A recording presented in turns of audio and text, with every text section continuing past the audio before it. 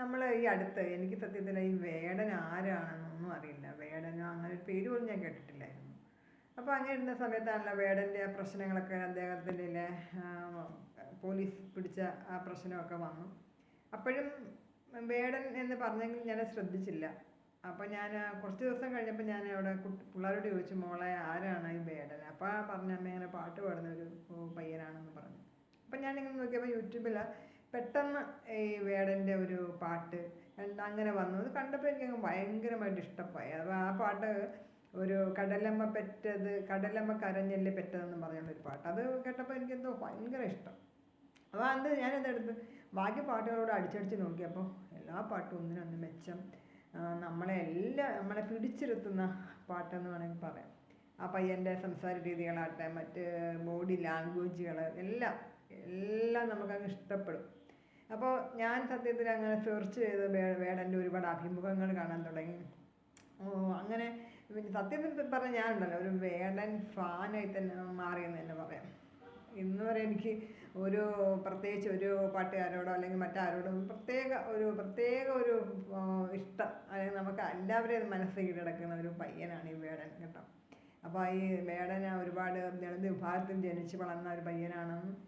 അപ്പോൾ ഈ സമൂഹത്തിൽ നിന്നൊക്കെ ഒരുപാട് അവൻ്റെ വേദനകളായിരിക്കുമല്ലോ അവനോരോ പാട്ട് കൂടി പാടുന്നത്. മറ്റു ഉന്നത സ്ഥാനങ്ങളിൽ നിന്നൊക്കെ അല്ലെങ്കിൽ മേലാളന്മാരിൽ നിന്ന് അവൻക്ക് അനുഭവിക്കേണ്ടി വന്നിട്ടുള്ള ആ ഒരു വിഷമങ്ങളൊക്കെ അവൻ ഓരോ പാട്ടിലും പാടുന്നുണ്ട്. അപ്പോൾ ഇനിയും ഒരുപാട് പാട്ടുകൾ പാടാനുണ്ട് എന്നൊക്കെയാണ് അവൻ ഇനിയും പറഞ്ഞുകൊണ്ടിരിക്കുന്നത്. എൻ്റെ കാര്യങ്ങൾ ഇനി എന്ത് വന്നാലും ഞാനെല്ലാം എൻ്റെ ഓരോരോ പാട്ടിലൂടെ ഞാൻ പറയും എനിക്ക് സമൂഹത്തോട് പറയാനുള്ളത് എന്നാണ്. അപ്പോൾ ഈ ഒരു സംഭവത്തോടു കൂടി എന്തു തന്നെയായാലും വേടൻ്റെ ആ ഒരു വില, വിപണി മൂല്യം അങ്ങോട്ട് കൂടി കേട്ടോ. അവൻ്റെ വേമനങ്ങൾ കയറി ഫേമസ് ആയി. അതോടുകൂടി അറിയാൻ വയ്യാത്ത എന്നെപ്പോലെ എനിക്ക് പോലും വേറെ അറിയില്ലായിരുന്നു. അതേപോലുള്ള എത്രയോ പേര് വേടൻ ആരാണെന്ന് ആ സംഭവത്തോടു കൂടിയാണ് അറിഞ്ഞത്. അങ്ങനെ വേടൻ കയറി അങ്ങോട്ട് എന്താ പറയുക ഫേമസ് ആയി. അപ്പം വേടൻ്റെ ഓരോ സ്റ്റേജ് ഷോയ്ക്കും ഏതാണ്ട് വിപണി മൂല്യം കൂടിയിട്ടുണ്ട് എന്ന് വേടൻ തന്നെ മനസ്സിലാക്കി.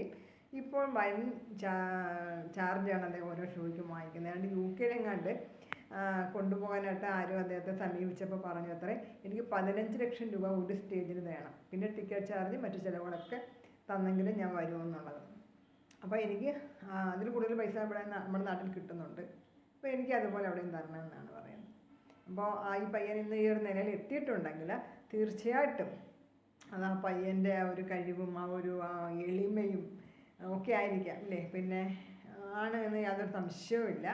അപ്പോൾ ആ പയ്യനെ കുറിച്ച് എന്താ ഞാൻ ഒരുപാട് പറയാം. നമുക്ക് എല്ലാവർക്കും അറിയാം ആ പയ്യൻ ഒരു ദളിത് വിഭാഗത്തിൽ നിന്ന് വരുന്നുകൊണ്ടിരിക്കുന്ന ഒരു കലാകാരനാണ്. ഇനി എത്രമാത്രം ഉയർച്ചയിലേക്ക് എത്തും എന്നും പോലും നമുക്ക് അറിയുന്നില്ല. കാരണം ഈ ലക്ഷണങ്ങൾ കണ്ടിട്ട് ഏതൊക്കെ വൻ നിലയിലേക്ക് ഇനിയും വേടൻ ഉയർത്തപ്പെട്ടു പോകും എന്ന് നമുക്ക് നിസ്സംശയം പറയാം.